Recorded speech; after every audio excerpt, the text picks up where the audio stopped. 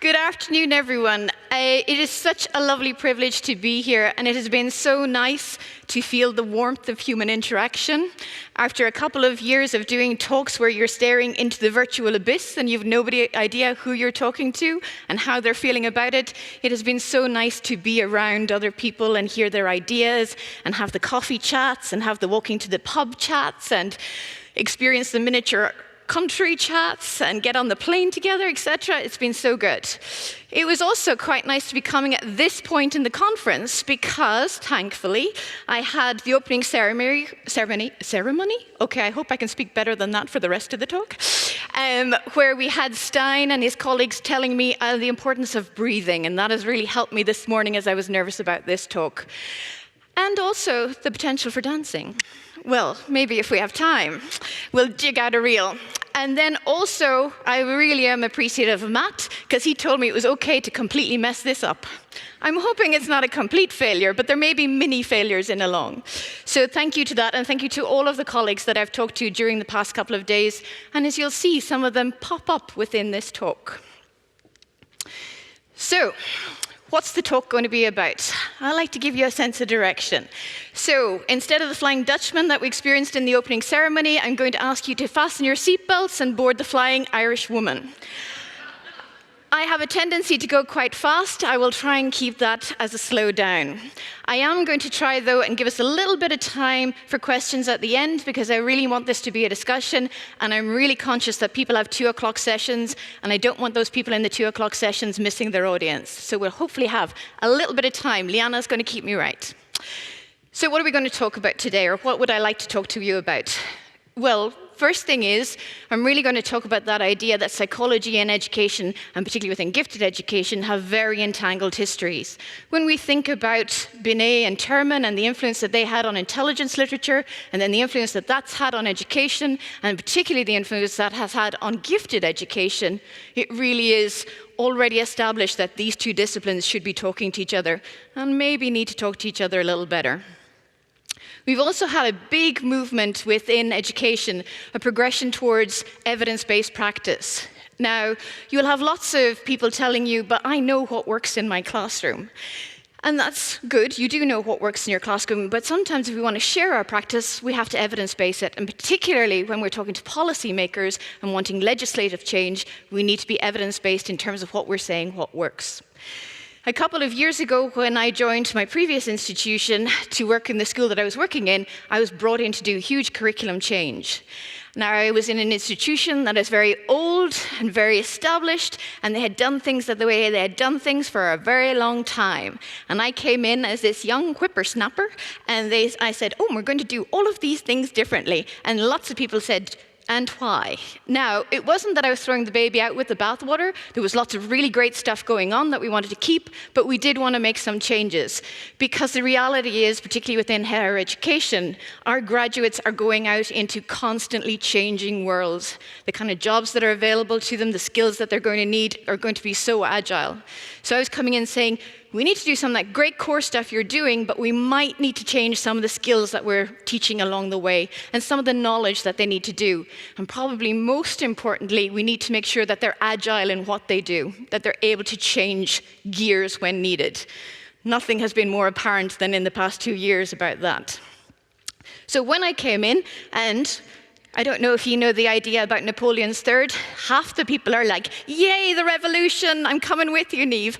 Half the people are like, I can maybe be convinced into that. A third of the people, I should say, are, no, I'm never going to make that change. So how do you shift those people that are maybe not fully convinced and those that don't want to? I had to come in and say, here's why we need to change, and here's the evidence for that.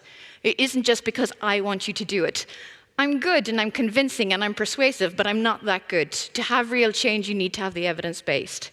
And equally, when we made the changes and we were saying to other institutions, this is a great way to teach psychology, these are great skills to learn, they would say, how do you know? How do you know that that's going to be better for your students? So we needed to evaluate and evidence-base the practice that we're doing. Gifted education has also, in the terms of its history, progressed from looking at the childhood, progressed from looking just at the academic or the intelligence into thinking about the child holistically. But what does that mean? We can all use the words and say we're going to look at the child holistically, but how are we actually doing that, and who does it involve? And is it actually possible and feasible? These are some of the questions that I think we need to answer. So, as part of the talk, I'm going to ask how well are we doing in actualizing these general and specific good intentions. We all want the best for our young people and children in our classrooms. We all want to be the best educator that we want to be. And how we might do better.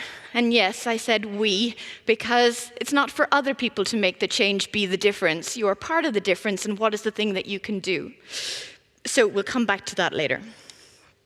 So, in terms of the link between education and psychology, there's been two people that have been hugely influential in my life in terms of the link between psychology and education. And this is me and my dad. And my dad is a school teacher and a head teacher. And when I was growing up, I actually thought that the word psychologist was always preceded by an expletive or a bad word. Because he didn't have a high opinion of psychologists. He would say, beep, psychologist, you come into the school, you tell me a label, and then you go away and do nothing. So he didn't have a very positive relationship. So you can imagine how it went down at the dinner table when I told him I wanted to be a psychologist.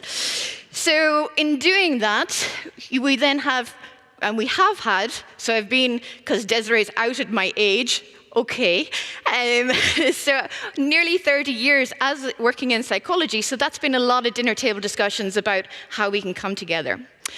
And the other person who Desiree has already alluded to is Professor Margaret Sutherland, who I had the absolute pleasure of bumping into very early in my career. And sometimes there's a lot of luck in your career. And I think a lot of you know Margaret and would agree that she is probably one of the shortest giants in gifted education. So she has been hugely influential, mostly because how much she tells me I am wrong. And it goes back to that thing about Liana saying earlier in the opening address about it is really important to listen to criticism. So when I would talk to Margaret about this great psychological theory and what teachers should be doing in the classroom, she says, aye, right, you try going out to a classroom and telling the teacher that. She said, they'll kill you alive. So we would figure out how I needed to communicate what was good information without being patronizing, without being condescending, and doing it in a way that would actually be practical and useful for teachers in a classroom. So those conversations between psychology and education have not just been influential in terms of the literature, but in the practice of the people around me that have changed who I am as an educator and as a psychologist. So one of the things that would happen, and kind of justifiably why my dad had such a poor opinion about psychologists, is because they were always being approached by people who wanted to sell them the next big thing in psychology to put in the classroom, the next big expensive thing that came in a shiny package and was going to solve all of the problems. You were going to be patting your head and rubbing your tummy, and you were all going to be super intelligent after it. And he would say, you know, it's all just a marketing business, it's all these kind of things. So how then do we become critical, good consumers of what psychological research can put into the practice? And also, the other side of it that I would argue for, and Margaret and I in our work in the Scottish Network for Able Pupils have had as a fundamental ethos in our work, is how do you do it in a free and open way that isn't expensive and shiny? Doesn't mean that there isn't good products out there that you can purchase that it costs money to produce, but there's so much we can do for free in the sharing of knowledge. In terms of thinking about the progression that has happened in the field to evidence-based policy, the kind of things that were kind of arguments that have been put out there is work like this work by Ben Goldacre. Now, Ben Goldacre, some of you may be familiar with his work. He's a popular science writer. He's good at science communication. And his background was in medicine, and he's talked about the importance of evidence-based for medicine. And that's been hugely important in making sure that interventions in medicine actually work, that we're just not having poor trials and sustaining with a treatment or medication that isn't actually doing a good purpose. And what happened is what sometimes happens with politicians. Politicians went, oh, you've done a great job in medicine. Why don't you come over here to education and do the exact same thing? So he was employed to write a report about how evidence-based practice should come into education. And his recommendations within that report, it was around 2013, was that there needed to be more randomized controlled trials within education where you would test an intervention by having it with a control group and an experimental group and see really was there an effect of the intervention. And his arguments in relation to that were around that teaching needs to be an ecosystem that supports an evidence-based practice, that we need to have these systems and structures where research is part of it, and that we need better systems to disseminate the research more widely. And he's right in that. We need research not to be trapped in ivory towers. So how do we get it out into the schools? And we also need to have a better understanding of the research that we're talking about and to be critical consumers of that evidence. We need to remove the barriers to participating in research so that it is easier to participate. So Margaret and I would often talk about the geography of Scotland when I was living in Scotland. And it was easy for us to run things in the university that would capture a lot of people around the central belt of Scotland. But if you were in one of the islands, which are quite close to Scandinavia more than Scotland at the top, it could be quite hard to come down to research in Glasgow University to engage in it there. So how do we take away those geographical barriers as well? Well, by embedding it not within the institution per se, but within the schools. We need to figure out how to remove the barriers between teachers and researchers, because teachers who understand how their research works can help also drive the research and drive the research agenda. And more than anything else, we need to stop politicians and policymakers making huge knee-jerk reactions to some data or stats that come out. So, for example, I always hold my breath when PISA data comes out, because you're like going, the PISA data is going to come out. We could have a whole other talk about how I feel about PISA data, but it's comparing apples and oranges, and it's not a level playing field, but when the data comes out, countries do badly, and then they go, we must change everything that we do. So how do we stop them do that? Well, we have to be part of the solution in relation to that. Considerations when we're talking about this, though, and I thought, well, Ben, that sounds just lovely. Let's do that. Let's go for it. But the thing we need to think about is what he was saying is we need these researchers to be practitioners. And you as your teachers need to be running randomized controlled trials in your schools and doing the research that's associated with it. Now, as I say, my father was a teacher, my sister is a teacher. I think if I went to them and said, here's the other thing you're also going to be doing on top of the unmanageable workload that you're doing at the moment, I probably would have no family left. So we're asking teachers to do a lot in an already overburdened system. One of the other arguments that's made in this critique article of Ben's suggestion is that education is actually more like psychology than medicine, because the outcomes are not always clear-cut. It's not you give this pill, we look to see what the outcome is. It's not always as clear-cut as that. So it's not always obvious what we should measure or how to measure it. So maybe it's not quite as simple as just doing randomized control trials. Within the article or the report that Ben was talking about, he was also saying we should be doing more empirical work. There's too much qualitative work in education. We should be doing more randomized control trials. And I was like, does it really have to be one or the other? They answer different questions. So surely there's space in the boat for all of these kind of methodologies. It's about, as I would tell any of my dissertation students or PhD students, what's the right methodology for the question that you're trying to answer? So surely there's space for all kinds of research.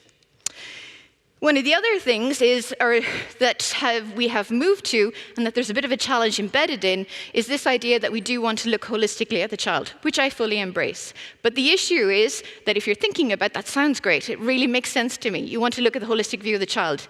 If everything is dynamically related to everything, how do you untangle anything to measure and support one part of it? So how do you go about that?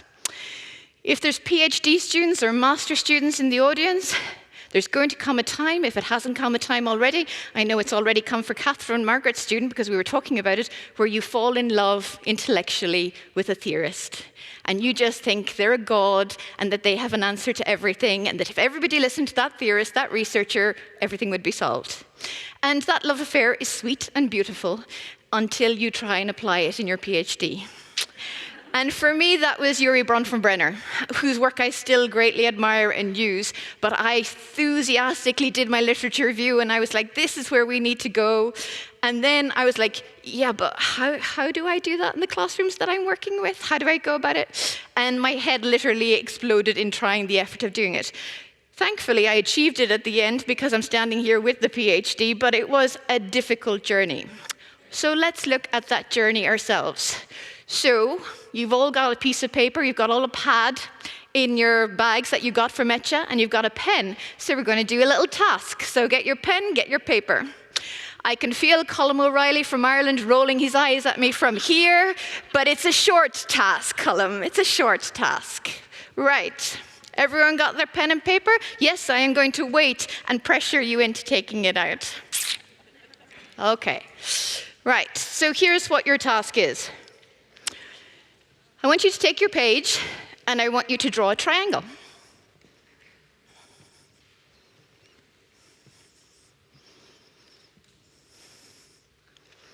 Then I want you to draw an upside-down triangle on top of the triangle.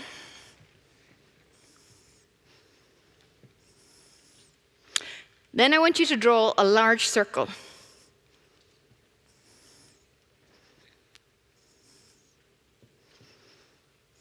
And then draw 8 small triangles equidistant to the circumference of the circle. Keep going. You've got this, I believe in you. Then you're going to draw a long upside-down U shape. There's a lot of gifted people in this room. I have faith that you can do this. Then draw 2 triangles connected to the U shape.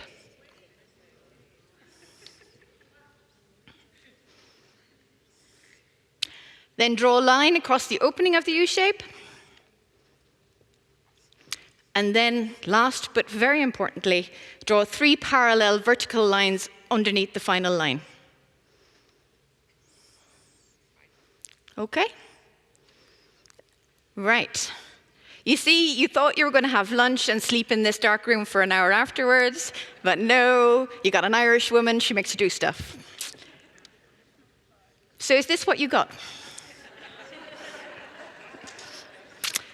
Now, that is because I knew what I wanted you to draw, and I could see it in my eye, but I didn't communicate very well to you for you to replicate what it is that I did. And what you will find in research is that happens a lot. So within psychology, we've had something which is called the replication crisis, because a lot of our studies don't replicate, and a lot of it has to do with it. We're really bad at communicating research, and we need to be better at that. So the burden then is on us as researchers to be better at communicating how we've done, what we've done, why we've done it, and that is also within theory.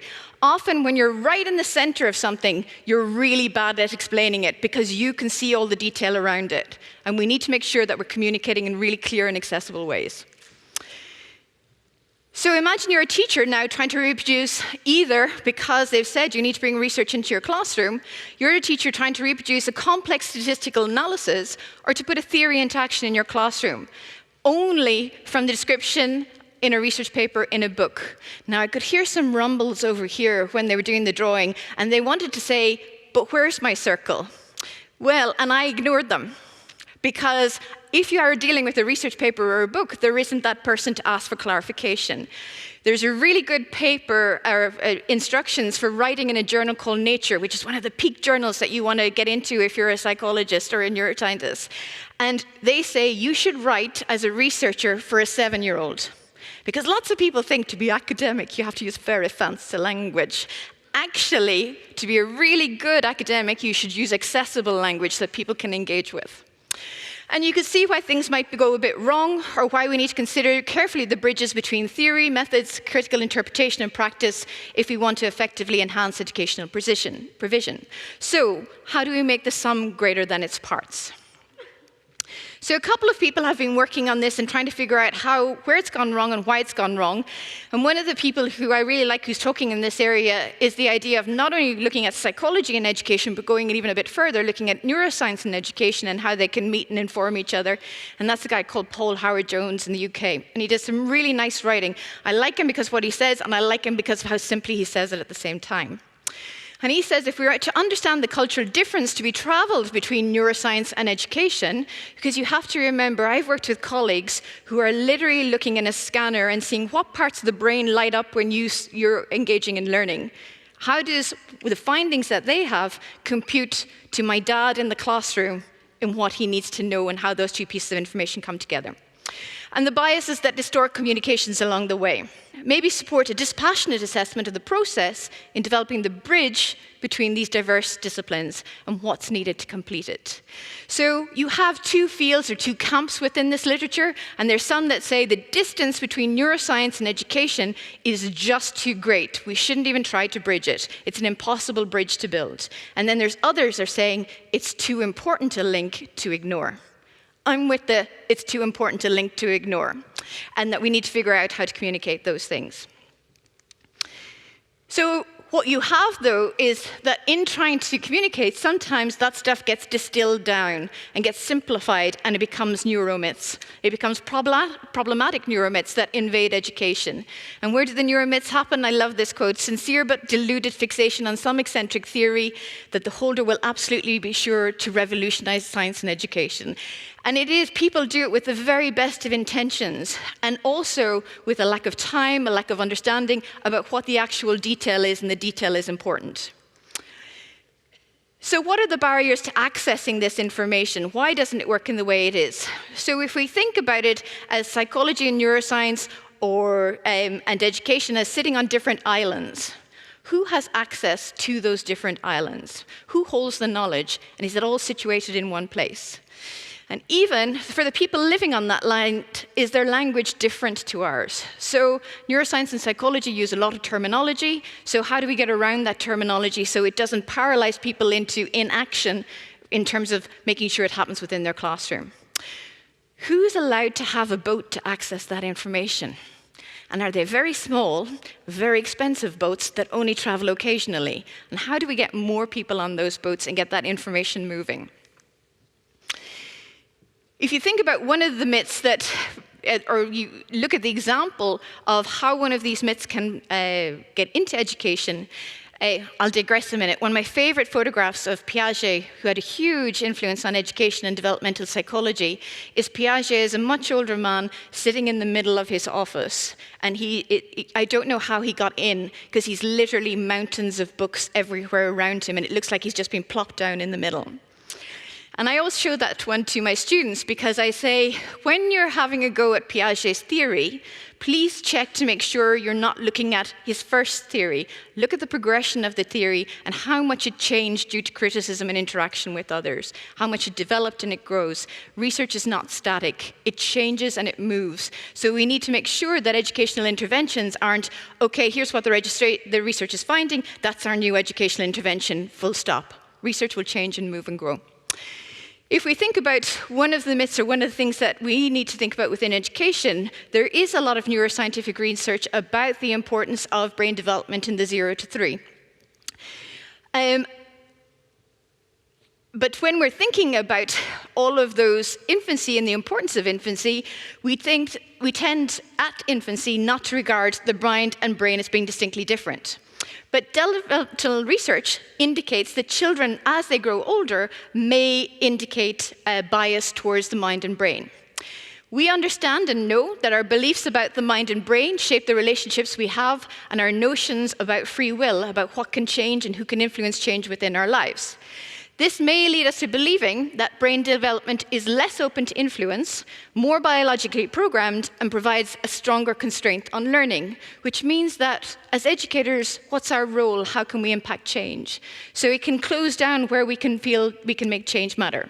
Now, I'm not saying genetics aren't important and don't play a huge significant role, but I think we have to be open to the possibility of change and development and progression. So we need to make sure that we're keeping that door open. In thinking about the impacts of these beliefs in the classroom, Howard Jones, within that article, talks about a study of Chinese teachers and UK trainee teachers that he had conducted. And within this, they'd found that those who favored a stronger genetic influence on educational outcome also held stronger ideas about biologically defined limits on what their pupil could achieve. Consequently, these teachers felt less able to help the children in their classroom because they felt it was set in stone. And this has huge implications for gifted education. Margaret and I talk about the importance of a revolving door, that you don't get labeled at the very start as either gifted or not gifted and never able to get out of that box. When I I'm the youngest of 4, I'm the baby. At 47, you're still a baby. I'm the baby in my family, and I would say that my 3 older siblings are much more capable than me. I don't think of myself as gifted at all. I think I'm a worker bee, and the world needs workers bees as much as it needs gifted individuals as well. But they were all high achievers coming before me, and were doing things. They were all top of their classes, very talented in dance, all of these kind of things. So when I came into the school, the nun that met me when I came in was, "Oh, you're a Stack, we'll put you in the top set." I had not opened my mouth or said a word. She hadn't engaged in any of my work or anything like that. She just said, "There you go." And I remember very distinctly and I just stayed in that box for a long time.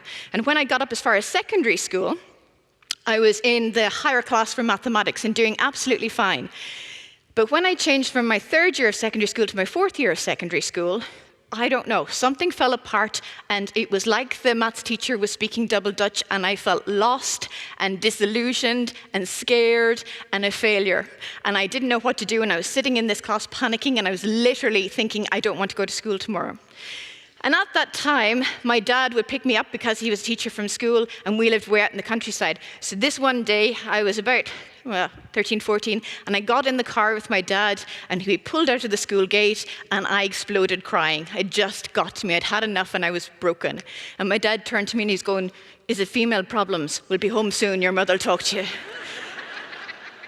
And I was like, "No, Dad, it's a dad problem." I said, "I am really rubbish at maths. I'm stupid."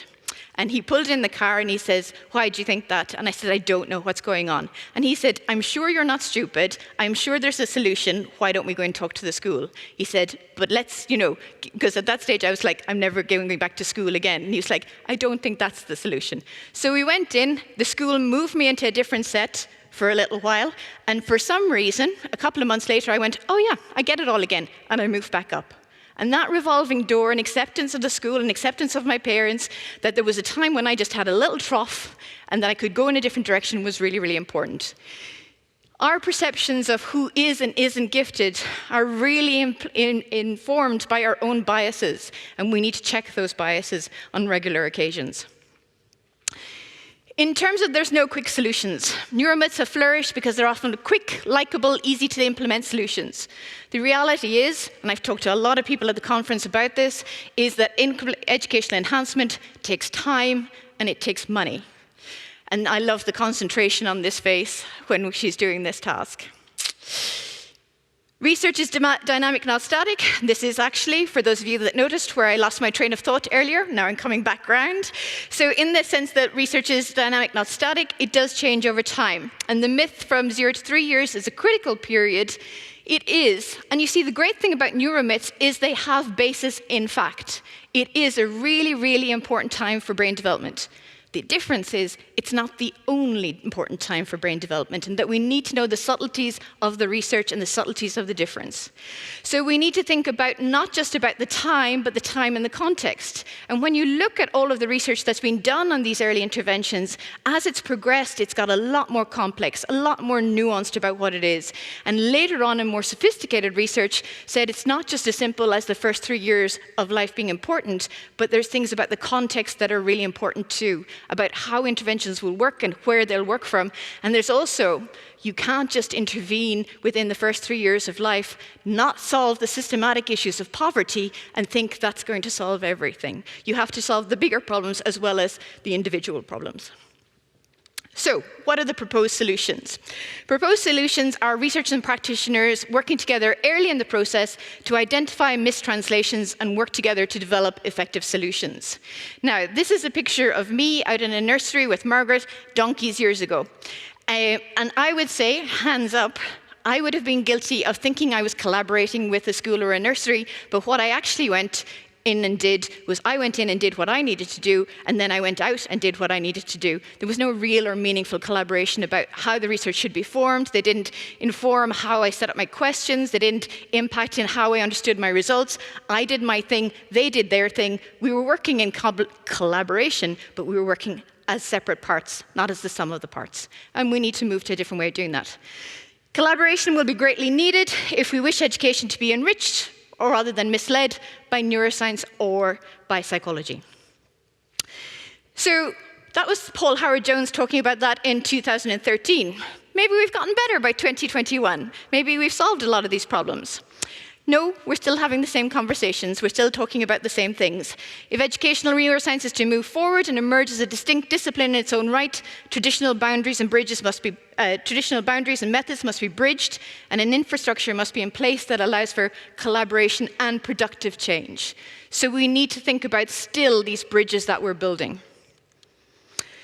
So, within this paper, they said, well, maybe the solution lies in educational psychologists or school psychologists. Teachers are very busy. Educational psychologists and psychologists are just sitting there twiddling their thumbs, apparently. They could do the work instead. So, in the classroom, we have limited control. Things are constantly changing. And the practitioners there must embrace the complexity. They must be agile within the change. Within the lab, we're often trying to do away with complexity. We're trying to simplify things. We're trying to get them under control so we can look at that one part of the thing that we're looking at. So does psychology provide the perfect bridge between those two things? Does it allow us to look at somebody who understands what the researchers are trying to do with somebody who understands what the practitioners are trying to do? Do educational psychologists understand enough about both sides to be able to be that bridge of communication, is what they're arguing for within that article. So what would be an example of this? One of the examples that I like quite a lot, and I like the model of this kind of research, is work that by my colleague that was in University of Glasgow, Heather Cleland-Woods. And she runs a project called Sleepy Teens. And she's very interested in the impact of sleep on our actual ability to learn and our ability to function. And she's particularly interested in sleep and social media. So if you're scrolling on your phone all night, particularly as a teenager, how do you go in and learn in a classroom the next day?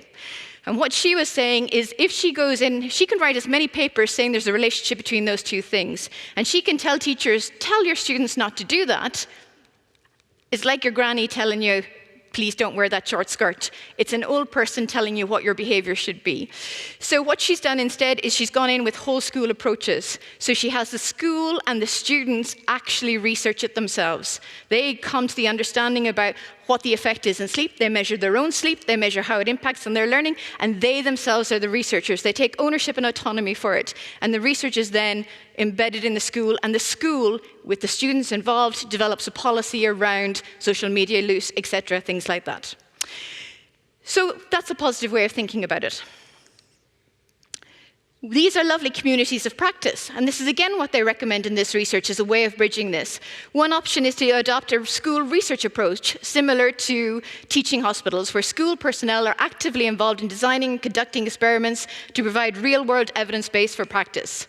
And a network of such schools would support the replication of studies and meta-analysis. And they say, this is the solution. And I have been hugely encouraged in that I have experienced 2 conversations during this conference where they're saying, actually, we're doing this out in the real world already. Go us. So, and forgive me for the mispronunciation. I didn't have time to find her earlier to make sure I pronounced it right. But I was talking to Elsie earlier, and she was in the workshop. Elsie, there you're there. Did I get it almost right? Ilse. And so she was talking about the work that they're doing in Flanders. Yes. And she was talking very much about this network of schools coming together and how important that has been to making change and policy change and actually getting things different and being able to evidence the kind of things they thought were important. I was also talking to Elizabeth Melroth and her colleagues from Sweden, and they were talking about an initiative within Sweden where they're placing teachers who have obtained PhDs within schools to kind of be that bridge between it. I like these models because it means you're not asking teachers to be everything to everyone. You're saying, here's somebody that can help you do the things that you might need to do and be useful.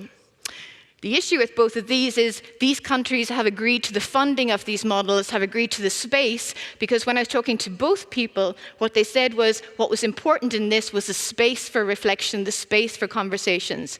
So one of the things that we need to do as advocates for gifted education is be vocal. I think it's really important that I don't stay in my ivory tower as an academic. I actually have an office that looks at a wall. It's not very pretty ivory tower at all, but even from that office, we need to make sure that we're reaching out to academics, that we're reaching out to politicians, and it's why I engage in social media, and why it's about being loud and out there, and thinking about other forms of dissemination, not just talking to the echo chamber that I live in, because in the echo chamber I live in, most people agree with me, so I don't need to convince them. It's the other people I need to convince. One of the other things we talked about the information being trapped on the island and being stuck away from us. And one of the things I think is very important is that we embrace the open science movement that is happening at the moment, where it isn't about, I'm talking about lovely articles and pieces of research that I recommend you all read, but lots of you won't have access to these articles because they're behind paywalls. So how do we get information out into the public forum? How do we make sure that funders, which they are starting to do now, insist on where these will be out in open science? And I mean that not just in terms of the research that's the articles, but also the data sets so other people can use them to investigate in different ways. It will allow for better dissemination, so the things that we find are important will be out there and more available to other people. It also allows for better interdisciplinarity, so that subjects like education and psychology can talk to each other, not trapped behind their own walls. It has increased efficiency because there's open data sets, so we can look across data sets, and better scientific integrity because we can measure what's going right and what's going wrong. Global scientific networking. It also means that I happen to be privileged to live in a country where I have exceptional access to the things that I need to have access to. I work in a job that gives me free access to all of the things I might need for my job. In other countries, it's not that accessible. So how do we make sure that they're not disadvantaged from progressing because things are behind expensive paywalls? It also allows us to communicate across cultures and look how things will work and won't work in different cultures. And it allows more integration with society because everybody can see, parents, what we're doing and what we're talking about. One of the things that happens when you do somebody says, will you do a keynote? And you say, oh, that's really lovely. I feel quite privileged and honored. And then they say, write it. And you think, oh, what am I going to say? And then you put in a reference to two of your heroes. And you say, I'm going to put this in. And then you walk into the conference and they're there. And you pee your pants a little bit scared. So apologies for that. But I hope I don't do what has been done before and mistranslate this research. But what they talk about in this article, and again, I really would recommend a read of this, is because it's a nice overview of the state of the nation, is that the challenge is not just about interdisciplinary differences within gifted education. It's not just about psychology and education don't talk to each other, or neuroscience and education don't talk to each other. There's a lot of parts of gifted education that don't talk to each other. And I love Liana's thing at the start in the opening address where she said, you know, listen to the people that you disagree with as much as the people that you agree with. So I think that's so important within gifted education, within all education. How are we going to, but within that they say, what are the big questions we still need to address within gifted education? How are we going to close achievement and opportunity gaps within gifted education? We still aren't getting it right and making it accessible for all. So how do we make sure that we're using the methodologies, the research, the interventions, the policies that are going to work to actually close those gaps that we all want to close? How much weight should be given to different variables about ability in the identification process? So when we talk about looking at the holistic child, how do we begin to actually do that in a collective way rather than look at the parts individually that we look at? So I'm interested in the social emotional, you're interested in the academic. How do we actually make those pieces join up together? What are the best funding models for gifted education? What's the best funding models for education? How do we create those spaces and argue for those spaces for policymakers? And what should be the goal of gifted education? It's funny, Desiree was talking earlier about, you know, we're 47 and she had made a brief reference to the midlife crisis. I think the pandemic has given me a midlife crisis where I've been going, what's the goal of my life? What's the goal of my research? Why am I doing this? I don't think that's a bad thing. I think it's good to shake ourselves up and say, am I doing the right kind of research? Is it actually getting us anywhere? Is it contributing? So always having that reflective part, not just on other people's work, but on our own work as well. So what would be my closing messages to you? What would be the things I would challenge you, my call to arms to go out? And yes, I'm using a cute Netherlands reference. I think we need to make sure that we stop tilting at windmills. I think there's a lot of things that we do just because it's been done, or that we haven't challenged it, or that we, believe in things that are potentially myths. So I think we need to be constantly critical of what's out there and what's done, and make sure we're doing the right thing. I think it is really, really important that we don't find ourselves in echo chambers. I think it is important that we talk to our critics as our friends. I think it is really important when you think, I'm not going to that workshop because I fundamentally disagree with that approach. Go to it. And even if it makes your skin crawl and your feet itch, which is what happens to me when I disagree with somebody, then it allows you to hear what their argument is and to understand what your actual rebuttal is. Because the most uninformed rebuttal is, I just disagree with you. No, I don't think you're right because I just disagree with you. So in that case, figure out what your argument is, what it is actually you're contending against. And maybe, if you figure that out, you will open up a conversation that allows you both to go in a new direction. We need to collaborate more and better, and that's hard because it requires time and energy. There's an awful lot of debate at the moment about even the value of these kinds of conferences. Whether do we need conferences anymore, and are they accessible to all? I think there's a legitimate argument about the accessibility, but I do think that they're necessary because it is the conversations that it allows, the unexpected conversations, the opening of your mind. Where do we get those opportunities? Because I don't know about you guys, but when I've been in virtual sessions, there's very little opportunity for that chit-chat that you have that really opens your mind in really good ways. In thinking about the universal, are there things that we share? An important part of that will be about contextualizing the information that we share. It's not about adopting an off-the-rack solution to the thing that we have found. So, for example, will the model that we talked about with Elizabeth in Sweden, will that work in Ireland? Parts of it might, but parts of it mightn't. And we need to figure out what are the parts that we could take and what are the parts that will not work where we are. But we can only do that if we have conversations together about the details. We can only do that if we really meaningfully unpack what it means to take that thing and put it in our own context. Shifting from the universal to the contextual is an intellectual challenge which we need to rise to and which demands collaboration. So I'm very happy to see so many people here who are so open to good ideas. We need to be brave to communicate, and that can actually be very risky. It can feel very exposing to put yourself out there and to put yourself out into places where you know you might not receive the audience that you would wish to receive, who people will oppose you. It is very easy for me to talk to Margaret, because Margaret agrees with everything I say now after 20 years of battering her down. So, but I need to talk to other people around it. I remember when I first went on Twitter, there's a reason my handle isn't my name. It was because I was lurking silently to see what would happen. I was scared of being out there. And yes, you can get attacked, and yes, all kinds of things can happen, but it is a platform that it has allowed me to communicate in different ways to different people. And one of the examples that we were talking about just last night at dinner that I think is a really nice example of this, I don't know how many of you were at Orla Dunn's work and the work she's doing around LGBT within the gifted education community. And we were talking at dinner about there had recently been a lot of press about her work in Ireland. And as you may know, Ireland has a very particular history and background, but we've progressed lots of really positive ways, but there's still pretty diverse views within our country. And so we were all saying, and people were saying to Orla, you should be getting your work out there. It's so important that it's heard. And she's writing her thesis, and it will soon be coming, the kind of articles and publications, and she's here within these audiences talking, but people were saying you should be getting it out to the mainstream. And she was taking a bit of persuading because she was thinking, if I'm putting it out there, there is possibility that I will get a lot of flack coming back. So, as she put it last night, and I'm sure she won't mind me saying, she had a bottle of rosé and she got brave. And the actual reality of that is that it was a media hit in Ireland, a really positive media hit. And I think, and you can contradict me if I'm wrong, it had a way more positive response than you had anticipated. And it was all over the place. It was on the news, it was on television, it was in the broadsheets, etc.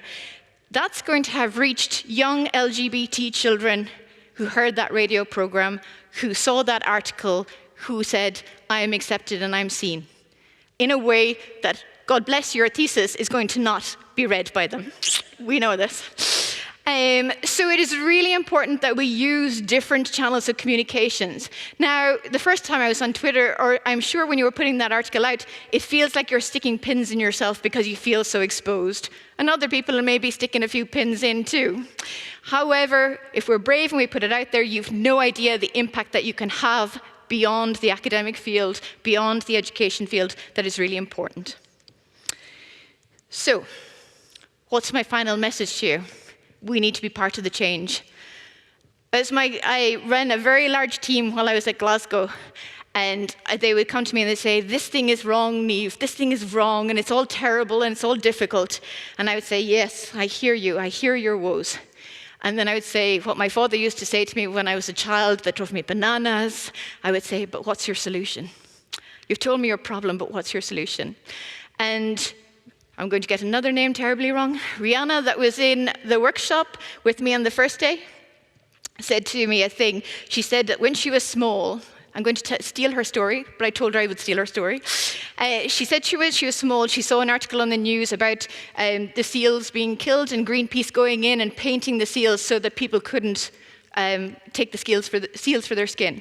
And she said she was very moved by this and wanted to make a difference and very engaged. And her mother said to her, but what is the thing you need to think about is, and she was, I can't remember, 7 or 8, and she said, her mother said to her, what is the one thing you can do as this 7 or 8-year-old to make that change, to move this along? So she went out and she fundraised for months and she sent money to Greenpeace to help them in their work. We are all the small ripples in the tide. We can't sit back and say it's difficult or hard or challenging. We all need to make the small changes. And sometimes making the small change means sticking a few pins in yourself and getting uncomfortable. But you will survive it and move on from it. Communicate with others, get your stuff out there. And if you're a teacher or an educator or even a researcher, please delete the word just from your vocabulary. I don't want to put that out there because I'm just a teacher. It's just a thing I do in my classroom. Or I don't want to put it out there because it's just this little study. It's not as important as other people's work. What harm can it do? Put it out there. And if people criticize it, that's okay, because they're going to criticize it. For everyone that criticizes it, it will help your work, and also it will help somebody else. Thank you for listening.